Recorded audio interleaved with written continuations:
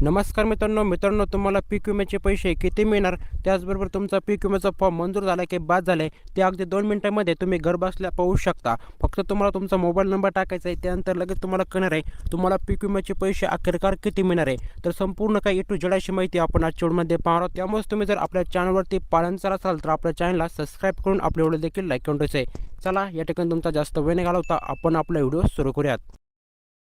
गुगलवरती आल्यानंतर पीक विमा असं सर्च करायचं आहे. पहिल्याच लिंक येईल प्रधानमंत्री फसल विमा योजना. त्याच्यानंतर फार्मर कॉर्नर ह्या लिंकला क्लिक करा. त्याच्यानंतर लॉग इन फॉर फार्मर या टॅबला क्लिक करा. त्याच्यानंतर आपण जे पीक विमा काढताना मोबाईल नंबर दिलेला आहे ते मोबाईल नंबर इथे टाकून घ्या. कॅप्चा टाका. त्याच्यानंतर रिक्वेस्ट फॉर OTP करा. त्याच्यानंतर इथं आधार नंबर मागेल. ज्या शेतकऱ्याचा आपल्याला स्टेटस चेक करायचा आहे त्या शेतकऱ्याचा इथं आधार नंबर टाकायचा आहे व कॅप्चा टाकून परत एकदा रिक्वेस्ट फॉर OTP करायचं. OTP टाकून सबमिट करून घ्या.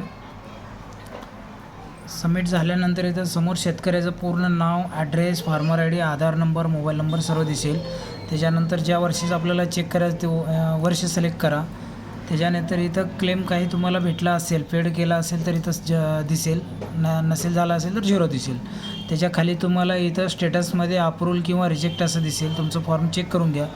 त्याच्यानंतर इथं सबसिडी किती भेटणार आहे, म्हणजे पीक विम्याचं सबसिडी तुम्हाला किती भेटणार आहे, कोणत्या पिकाचं इथं समोर समजेल. त्याच्यानंतर खाली बँकेचं डिटेल समजेल, जे आपण पीक विमा काढताना जो बँकेचा डिटेल दिलेला आहे त्या वरच्या साईडला इथं आपलं क्लेम झाला असेल सेटल तर अमाऊंट दिसेल, नसेल तर 0 दिसेल. संपूर्ण डिटेल असे चेक करायचं आहे.